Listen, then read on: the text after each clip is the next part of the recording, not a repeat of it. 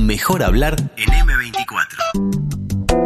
El presidente Luis Lacalle Pou anunció el martes que Uruguay llegó a un preacuerdo con China para avanzar hacia un tratado de libre comercio, una aspiración que data de hace algunos años, trascendiendo esta administración. Las cámaras empresariales y el PIT-CNT se preparan para hacer sus respectivos análisis del posible acuerdo que implica un estudio de prefactibilidad entre ambos países. El anuncio es visto de distintas formas por los socios del bloque, con preocupación específicamente por Argentina. Como decíamos, el diario La Nación publicó que según fuentes del gobierno de ese país se analizan dos opciones: que se negocie con todo el Mercosur o denunciar a Uruguay por negociar individualmente con China. Para ahondar en cómo impactaría este tratado en el mercado local y en la relación con el resto de los socios del Mercosur, mejor hablar esta mañana con el economista e investigador del área de internacionalización productiva de la Facultad de Ciencias Sociales, Gustavo Bittencourt, a quien ya tenemos en línea. Buenos días, Bittencourt.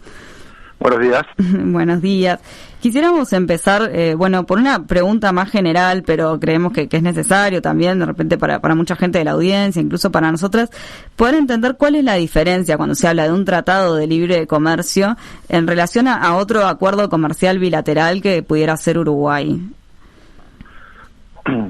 Bueno, depende de qué tratado de libre comercio estemos hablando, digamos, porque un tratado de libre comercio con Estados Unidos tiene ciertas características. Un tratado de libre comercio como el que está negociando el Mercosur con la Unión Europea tiene otras.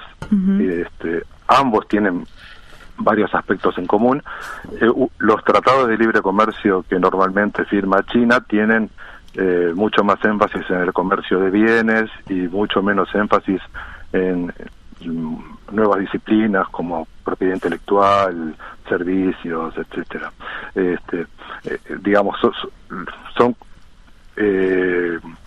Un tratado de libre comercio implica, en primer lugar, que los países que firman bilateralmente ese tratado se comprometen a liberalizar el comercio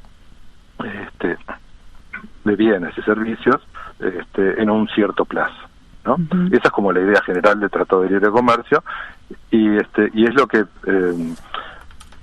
permite la OMC como relación bilateral permitida en el marco de la OMC, digamos, ¿no? Claro.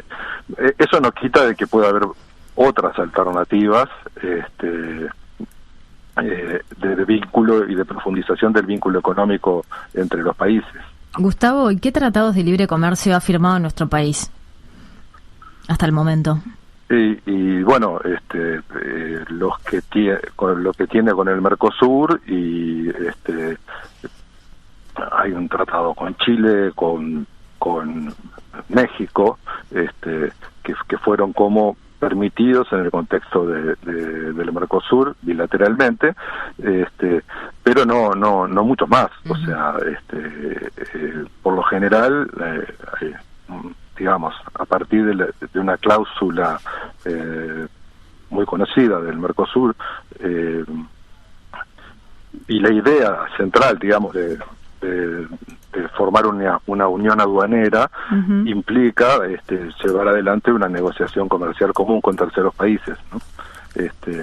Entonces, el formato actual del Mercosur inhibiría de alguna manera la negociación individual, digamos, salvo que ésta sea explícitamente admitida por todos los socios, ¿no? Claro, ya vamos a ir a eso, pero antes, China es el principal socio, ¿verdad?, de Uruguay, en donde ponemos la mayor parte de las exportaciones. Sí. ¿Cómo impactaría esto, teniendo en cuenta esto que recién acabamos de decir, en este Tratado de Libre Comercio?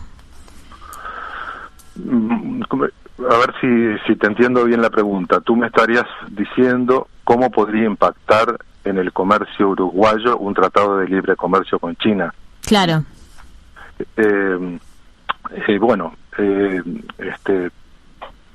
La idea general,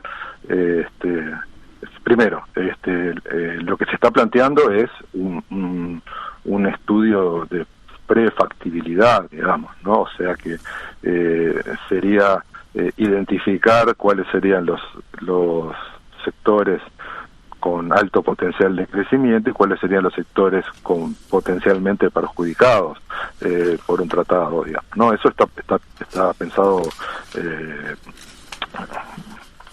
trabajarse previamente, ¿no? Uh-huh. El plazo que está establecido para eso parece como bastante exiguo, pero aparece como esa posibilidad. Entonces, lo que uno puede adelantar son estudios realizados hace cierto tiempo y y es clave cuáles son los supuestos bajo los que se realiza ese tratado de libre comercio. Por ejemplo, si el tratado de libre comercio se hace exclusivamente de Uruguay con China y no participan el resto de los socios del Mercosur, sus posibles resultados son algunos. Ahora, si participan los socios del Mercosur pueden pasar otras cosas, porque en realidad lo que hay probablemente es sustitución de algunas exportaciones que Uruguay hace a los países de la región por exportaciones que les haría China, digamos, ¿no? Entonces uh-huh. hay como una pérdida de mercados en la región uh-huh. que serían sustituidos por exportaciones que vendrían de China. Uh-huh. ¿Se entiende? Sí, de hecho, o sea, Álvaro, hay dos sí. escenarios diferentes, digamos, ¿no? Un escenario es que es el que parece como más probable, si es que en realidad pasa algo, es que Uruguay logre una autorización para tener una negociación, un tratado de libre comercio con China. Esa es una posibilidad. Una segunda posibilidad es que Uruguay opte por un tratado de libre comercio con China y rompiendo el Mercosur. Digamos que la propuesta de flexibilización, tal como se ha venido planteando, tiene aparentemente cierto sentido, y especialmente en la forma que se ha planteado, tiene como cierto posible contenido rupturista, en el sentido de decir, bueno, si no nos acompañan con esto, nosotros igual seguimos solos, ¿no? Y la tercera opción sería que hubiera efectivamente un tratado que firmara todo el Mercosur, ¿no? Sí. Esto genera tres escenarios diferentes, muy diferentes, ¿no? O sea, el que vaya a Uruguay con autorización de los socios, sin ruptura, el que vaya a Uruguay solo con ruptura respecto al Mercosur, y el tercer escenario sería el que vaya Uruguay con los socios. Estos tres escenarios tienen consecuencias muy diferentes en cuanto a los efectos sobre las exportaciones del país, ¿no? Ajá. Porque los tres escenarios modifican no solo el vínculo con China, sino también el vínculo con los socios claro. de la región. Entonces hay que considerar estas cosas en su conjunto para tener un balance. ¿Me explico? No hay una. Lo que es claramente es que cualquier tratado de libre comercio con China va a afectar positivamente a los sectores agroindustriales, a los que ya tienen inserción en el mercado chino, ¿no? Uh-huh. La carne, la soja, algo de la celulosa, algún otro producto, están empezando a exportarse lácteos, bueno, todos los sectores en los cuales tenemos ventajas comparativas, ¿no? Es las mismas cosas que le podemos exportar a otros países en general, son las que se verían beneficiadas y uh-huh. probablemente se vieran perjudicados sectores de manufactureros que claramente el ejemplo de los textiles, lo que va quedando de textiles y vestimenta y cueros, etcétera, y sus manufacturas serían sectores notoriamente afectados porque todavía tienen algún nivel de protección y esas protecciones deberían tender a eliminarse, ¿no? Gustavo, de estos tres escenarios que manejaste, ¿cuál te parece que es el más factible y cuál te parece que es el más oportuno para nuestro país? El de ingresar con todo el Mercosur a este tratado fue una de las opciones que además manejó por lo menos el secretario de Presidencia Álvaro Delgado. Sí, bueno, a mí digamos que ese me parece muy poco factible. Ajá.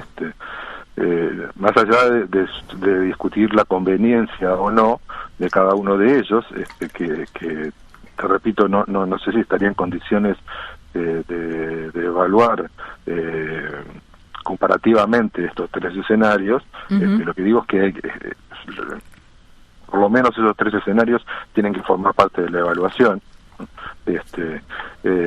Yo no sabría decir cuál de los tres sería el más conveniente. En principio no creo honestamente que la opción de firmar un tratado de libre comercio con China sea la mejor opción pensando en la política nacional de desarrollo económico. Ajá. Creo que no estoy en contra de esa firma, creo que puede ser una oportunidad, pero no en materia de, por ejemplo, recepción de inversiones de origen chino. Esto yo lo tengo así bastante estudiado y está claro que los países latinoamericanos que han recibido más inversiones chinas no fue por firmar el Tratado de Libre Comercio, sino fue por obtener el estatus de Asociación Estratégica Integral, que es otra categoría, que implica otra categoría de vínculo que establece la diplomacia china, que implica, por lo general, algo que ellos consideran más valioso aún que un tratado de libre comercio, ¿no? Que es una asociación estratégica integral. Los países que han logrado captar una proporción importante de inversiones chinas ha sido porque han logrado ese tipo de vínculo. Uruguay en este momento tiene una asociación estratégica, pero no una asociación estratégica integral, ¿no? Claro. Algunos países que firmaron tratados de libre comercio, como Chile y Perú, posteriormente entraron en una asociación estratégica integral y estarían empezando a captar inversiones. Pero ni Chile ni Perú, Chile, por ejemplo, luego de firmar un tratado de libre comercio, no captó inversiones chinas de manera inmediata, ¿no? Y Costa Rica, que es un país que tiene un tratado de libre comercio con China, de los pocos que tienen tratado de libre comercio con China de América Latina, son solamente 3 casos, por ejemplo, no ha recibido inversiones ni tampoco ha intensificado demasiado sus relaciones comerciales. Claro. Entonces, puesto a pensar cuál es la estrategia que uno debería seleccionar para mejorar y hacer el vínculo con China más provechoso desde el punto de vista del desarrollo, yo creo que no se descarta el Tratado de Libre Comercio, pero me parece que el Tratado de Libre Comercio puede ser importante en el camino hacia una asociación estratégica integral. Inclusive puede promoverse una asociación estratégica integral a través de la profundización de las relaciones de cooperación sin que exista un tratado de libre comercio, y eso permite intensificar un conjunto de vínculos con la economía china en una serie de aspectos, además de los comerciales, ¿no? Gustavo, tú decías que es poco probable esto de que se pueda avanzar en conjunto en el Mercosur. Ayer, por ejemplo, el diputado Cayani nos decía también eso, que él no lo veía muy viable, pensando sobre todo en los tiempos, en esto de que los estudios de prefactibilidad tienen que estar para fin de año. ¿Por qué motivos decís tú que no sería tan probable esto de avanzar en conjunto? básicamente porque yo creo hay algo que es importante comprender desde los países pequeños, digamos, ¿no? Para Uruguay sacrificó una parte muy importante de su industria, digamos, ajustó su sector industrial con la apertura económica que realizó desde 1990, ¿no? Hubo un proceso de apertura unilateral en ese momento, entre 1990 y 1994, que coincidió con el Mercosur, ¿no? Entonces, eso redujo el peso de la industria en una magnitud muy importante. En el periodo posterior a 2005 hubo una reconversión de la industria bastante significativa, con muchas inversiones de bienes de capital, y hay como una industria nueva que tiene muchos sectores que aparentemente tienen cierto grado de competitividad, y hay otros sectores cuya competitividad es bastante riesgosa y dependiente en muchos casos de la inserción en los países de la región, especialmente en Brasil, ¿no? Ahora, esta situación de ajuste que nosotros tenemos hace que los sectores agroindustriales y los sectores de servicios vayan a ser posiblemente los principales motores del desarrollo a largo plazo. Pero este no es el caso de las economías más grandes. O sea, las economías como la economía brasileña y en parte la economía argentina, aunque es de un volumen bastante menor, especialmente la economía brasileña, requiere de profundizar su proceso de industrialización, porque el sector industrial es un sector muy importante para poder sostener el crecimiento de largo plazo, ¿no? Hay un autor que se llama Dani Rodrik, que hace mucho énfasis en la desindustrialización prematura que tuvieron muchos países latinoamericanos, por contraste a la industrialización exportadora que tuvieron los países asiáticos, ¿no? Entonces, la industrialización exportadora de los países asiáticos les generó una dinámica de crecimiento muy relevante. El Gustavo, ajuste, sí. Quería entonces, consultarte. Déjame terminar esta idea porque hay que entender que el futuro de Brasil depende crucialmente de su sector industrial. Entonces, esto lo sabe Itamaraty y de alguna manera no se va a jugar el Brasil, el país a largo plazo, en una estrategia que ponga en juego su sector industrial. Yo creo que esto no va a pasar. Entonces, más allá de que coyunturalmente el Ministerio de Economía y Finanzas de Brasil esté planteando un proceso de modernización del Mercosur con una rebaja de los aranceles para generar mayores eficiencias en sus sectores industriales, etcétera, como idea, en ningún caso se van a plantear firmar un tratado de libre comercio con China, liberalizando amplios sectores de su industria que tienen todavía muy protegidos, ¿no? Y eso le permite mantener un sector que es muy relevante para ellos, digamos, ¿no? Bien. Entonces, yo creo que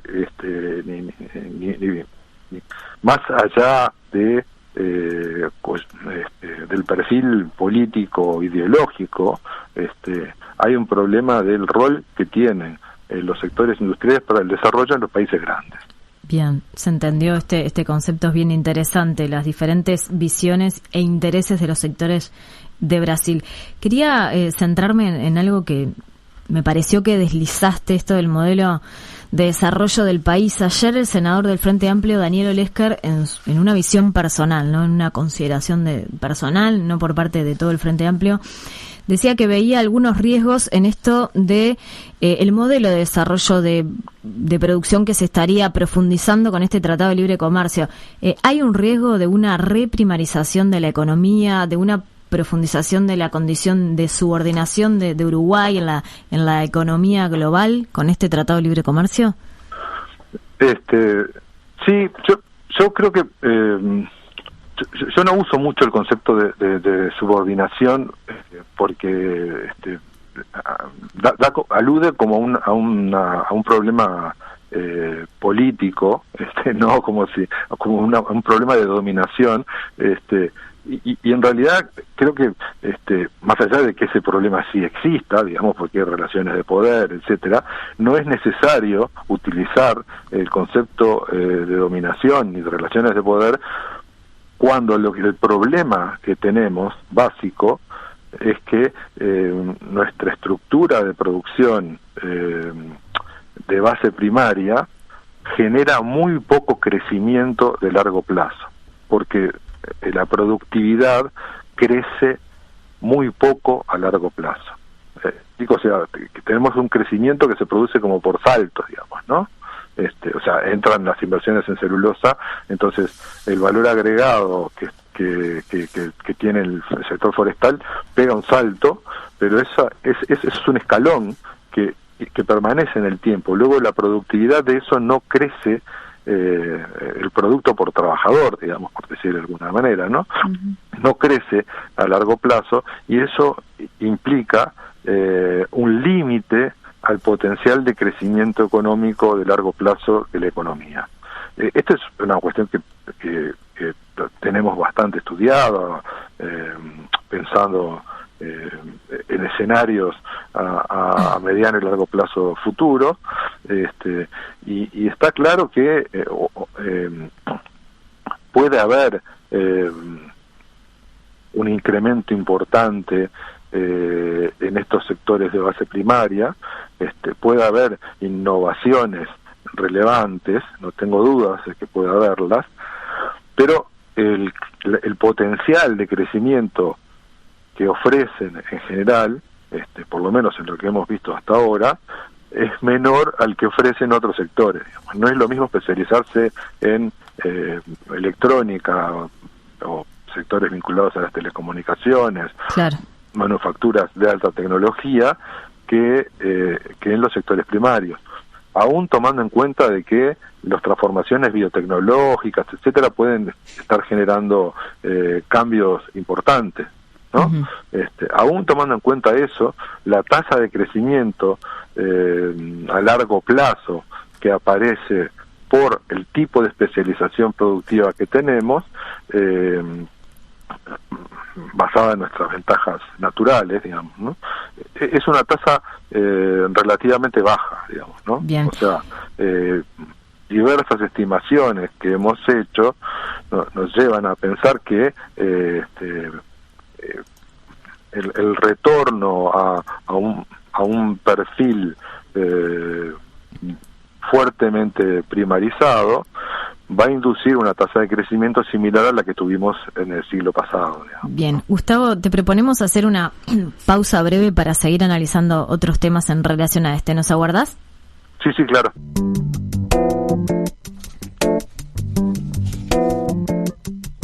Seguimos adelante, Mejor Hablar, en entrevista con el economista Gustavo Bittencourt, a quien le damos las gracias por aguardar. Gustavo, hay otro tema que nos interesa, que estuvo en la conferencia que dio el presidente de la calle Pou, que es cómo quedaría el país respecto a posibles acuerdos, tratados de libre comercio con otros países, principalmente con Estados Unidos, ¿no? Si se concretara este TLC con China, ¿cómo queda ese vínculo? La verdad es que no me imagino esa circunstancia. Me resulta difícil imaginarla. ¿Qué circunstancia? ¿Que se concrete el TLC? No. Que haya una posibilidad de firmar un tratado de libre comercio con Estados Unidos en este momento. Uh-huh. Digamos, no tengo ninguna noticia, digamos, de que hay cierto interés de China por firmar tratados de libre comercio. Uh-huh. Sí, eso tengo alguna noticia, algún conocimiento desde hace cierto tiempo. Uh-huh. Que Estados Unidos esté buscando firmar tratados bilaterales con países latinoamericanos de libre comercio en este momento no lo tengo dentro de la órbita de posibilidades, digamos, ¿no? Claro, realmente sí. no creo que sea una cuestión a discutir, digamos, ¿no? Uh-huh. En su momento, digamos, a mí me parecía que el Tratado de Libre Comercio con Estados Unidos, cuando estuvo planteado en el año 2006, 2007, Uh-huh. tenía bastante más desventajas que virtudes a largo plazo, digamos, ¿no? Uh-huh. Pero eso es como estuvo planteado en el momento que estuvo planteado, digamos, ¿no? En este momento no veo que sea una opción, digamos, ¿no? Claro. Entiendo que el presidente pueda decir esto no implica una opción por China, digamos, pero Uh-huh. lo estará tratando de decir de acuerdo al perfil ideológico en el que se quiere ubicar, digamos, ¿no? Más bien me imagino que por ese lado Uh-huh. será la afirmación. Uh-huh. Pero bueno, Claro, entiendo que tú no ves en este momento esa posibilidad, pero ahora la consulta sería si, como bueno, por una cuestión esto de geopolítica, de competencia entre Uh-huh. potencias, el tratado de libre comercio con China de concretarse podría aún alejar más esta posibilidad. No sé cómo se ha comportado eso Estados Unidos respecto a otros países que hayan firmado con China, por ejemplo. No, la verdad es que no puedo hacerte una no podría plantearte una revisión sistemática del asunto. Conozco casos, en particular varios casos latinoamericanos tienen tratados de libre comercio con los tres casos que tienen tratado de libre comercio con China también lo tienen con Estados Unidos. Ajá, bien. O sea, si te sirve para algo. No, bueno, sí, es un dato interesante. No hay necesariamente una contradicción Ajá. entre ambos temas, ¿no? Uh-huh. Gustavo, para sí. ir cerrando, esta posibilidad o esta aspiración de firmar un acuerdo de libre comercio con China no es privativa de esta administración, ¿verdad? O sea, en otras administraciones también se ha manejado, pero ahora tenemos un contexto quizá mundial distinto, un debilitamiento de Estados Unidos, un fortalecimiento de China. ¿Cambian un poco las circunstancias en las que se maneja hoy en día este tratado y en las que se manejó en el pasado? Bueno, de hecho, ya se sabía en el pasado, digamos, en el pasado reciente, que es cuando el gobierno del doctor Tabaré Vázquez buscó aproximaciones a China, en el momento que se firmó el acuerdo de asociación estratégica, digamos, ¿no? Sí, por 2016, ¿no? Sí, no recuerdo si fue 2016 o 2017, pero fue en ese entorno, digamos, ¿no? Bueno, sí, en ese momento ya era notorio que el eje del mundo se reorientaba hacia Asia, digamos, ¿no? Hoy China es la economía más grande del mundo. No es la más grande del mundo en dólares corrientes, pero sí es la más grande del mundo en productos, en cantidad de productos. Si uno lo mirara en paridad de poder de compra, como los productos chinos son más baratos, digamos, ¿no? Si lo pasaras todo a paridad de poderes de compra, el producto interno bruto chino es mayor que el de Estados Unidos en paridad de poderes de compra. Es una economía más grande, no es la más avanzada. O sea, tiene la coincidencia de ser una economía, la economía más grande, pero no una economía rica, o sea, a su vez es una economía de ingreso medio, que ha crecido muchísimo y que tiene por delante una tasa de crecimiento mucho más elevada que la del resto del mundo. Bien. Entonces, China va a crecer mucho más que Estados Unidos, aunque se esté hablando de una reducción de la tasa de crecimiento, que el periodo, que ya no va a ser del 10%, no va a ser del 10%, pero va a ser del 6%, que es la tasa que tienen a la que tienen prevista crecer a mediano plazo futuro. Y van a crecer con bastante menos comercio exterior, ¿no? Porque ahora van a reorientar su nuevo modelo de crecimiento, va a estar fundamentalmente orientado a una mayor importancia del mercado interno, una mayor importancia del consumo interno y una mayor importancia de la innovación en el contexto del desarrollo. Ese es como el nuevo perfil de la economía china, y esto hace que la economía china tienda a ser cada vez más importante. Bien. Entonces, Gustavo, esto es digamos, es una tendencia bastante indiscutible, digamos, ¿no? Y en un lapso relativamente breve, digamos, de unos 10 años, va a pasar a ser la primera economía del mundo en tamaño. Repito, no es la más avanzada, porque Estados Unidos sigue teniendo las principales empresas del mundo y mucha mayor capacidad tecnológica en tecnologías de punta que la que tiene China, pero China tiene todas las tecnologías que necesita. bien. Gustavo Bittencourt, investigador, docente de la UDELAR, economista, gracias por estar en Mejor Hablar. Hasta la próxima. Bueno, hasta la próxima. Gracias a ustedes por invitarme. Hasta luego. 97.9 FM Montevideo. 102.5 FM Maldonado. Escucha distinto.